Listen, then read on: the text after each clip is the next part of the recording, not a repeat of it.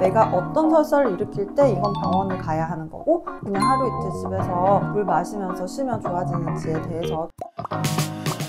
오랜만에 목소리만. 안녕하세요. 반갑습니다. 나 이거 아마 또 편집 되겠지? 자, 오늘은 감염성 설사.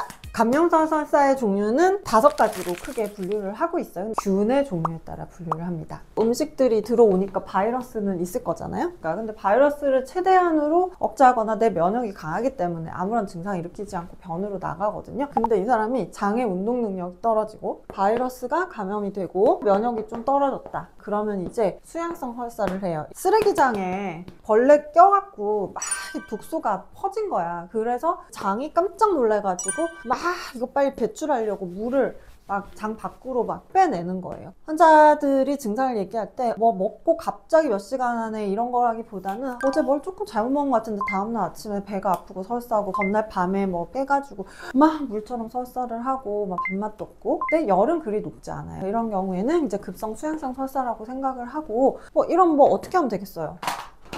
네, 그렇죠. 공복하고 물 많이 마시고 한 24시간 공복만 하면 나아요. 제일 흔한 설사예요. 감염성으로는. 어른은 그렇게 하루 이틀 굶었다고 해서 심각한 탈수가 일어나진 않거든요. 그러니까 3일에서 5일 정도 증상치료제, 장염약이라고 하죠. 설사할 때 먹는 약들 쓰면서 수분 섭취 많이 하고 금식이 힘들어서 재발하는 경우는 많아요. 배가 고파도 좀 쭉 24시간 해주시고 좀 자극적이지 않은 음식을 먹는 게 좋겠다. 이게 가장 흔합니다. 죽지 않아요. 어떤 다이어트 하시는 환자분들은 오히려 막 이거 걸리고 싶어가지고 막 썩은 요구르트 먹고 막 살 빠지려고 막 그러는데, 이거 탈수는 물 빠지는 거죠. 우리가 항상 얘기하죠. 체중의 감량은 체지방을 줄여야 되는 거예요. 이렇게 되면 우리 몸은 생존의 불리함을 느끼니까 오히려 저장을 해서 붓기는 빠졌겠지만 지방은 늘어나서 그 다음에 먹으면 늘어난 지방에 물까지 늘어나니까 오히려 살은 더 쪄있겠지. 그러니까 이런 방법의 다이어트는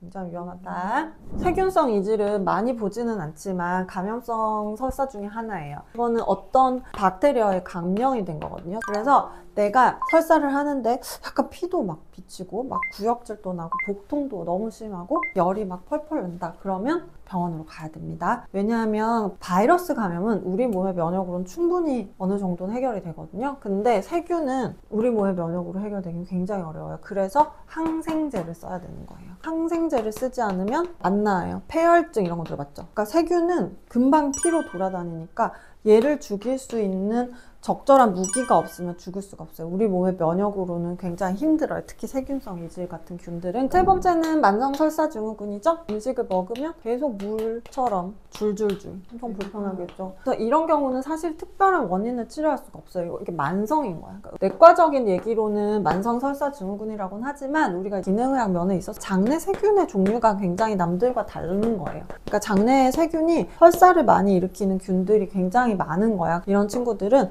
장기적인 장내세균 치료를 해서 몸속에 있는 유해균을 많이 치우는 게 좋다. 그러니까 급성적인 어떤 감염이라기보다는 쓰레기장에서 옛날 보여있던 또는 태어나기를 균이 별로 안 좋은 애들이 있었던 거야. 이런 사람은 장기적인 기능의학 치료가 필요하다. 그리고 음식도 조심하는 게 필요하다. 너는 이거 들어봤니? 살모. 이건 이제 법적 감염성이야. 얘는 굉장히 위험해요. 혈변도 보고 설사도 하고 고열도 나고 복통도 있는데 빨리 진단을 못하면 혈관이나 장으로 침투를 해서 폐혈증이 생겨서 사망에 이르기까지. 그래서 국가가 지정한 감염병이에요. 아까 그 2번 세균성 이질균하고 살모넬라균이 다르고, 세균성 이질은 그래도 조금은 해결이 되는 건데 살모넬라는 빠른 진단을 하지 않으면 폐혈증이 생겨서 사망에 이르기까지. 여행자 설사는 주로 이런 동남아나 설사균이 빈번하게 발생하는 지역으로 갔을 때 걸리는 게 여행자 설사예요. 그 사람이 여행 갔다 온 기록들이 만약에 최근에 어디 뭐 동남아 어딜 갔다 왔다 이런 얘기가 있으면 보통은 의사들이 이건 여행자 감염이구나 생각을 합니다. 보통은 이런 경우에는 빠르게 항생제를 써요. 왜냐면 무슨 균인지 알 수가 없으니까. 아무 항생제나 먹으면 안 된다. 감염성 질환 설사에 걸린 것 같은데 감기 때 받아온 항생제를 먹는다. 그러면 안 들어요. 각 장기에 쓰는 항생제가 달라요. 거기에 맞춰서 써야 돼요. 질문! 어떤 증상이 있을 때 병원은 빨리 가야 할까요? 설사는 일단 디폴트. 피 나올 때? 피 나올 때. 고열이 있을 때. 여행을 다녀온 직후 설사를 할 때. 특히 외국으로 여행을 갔다 왔는데 지속적인 설사를 한다 이러면은 사실 뭐 대부분 별건 아니겠지만 그래도 알 수 없는 바이러스나 세균에 감염되어 있는 경우가 많기 때문에 반드시 내원을 해서 진료를 보고 항생제를 빨리 치료하는 게 좋다. 폐렴이나 장염 같은 아주 혈관이 많은 곳에 감염이 되잖아요. 좀 면역 취약하거나 또 나이가 많은 경우에는 혈관으로 다 퍼져서 폐혈증이 걸리는 경우도 많아요. 그럴 때는 이게 전신으로 바이러스나 세균이 퍼지지 않도록 빨리 약을 쓰고 치료를 하는 게 중요해요. 그러려면 환자가 빨리 병원에 내오는 게 좋겠죠? 저희가 증상조정안을 통해서 내 증상을 빠르게 진단하고 병원에 가야 될지 말아야 될지 결정할 수 있는데 도움이 되실 수 있었으면 좋겠습니다.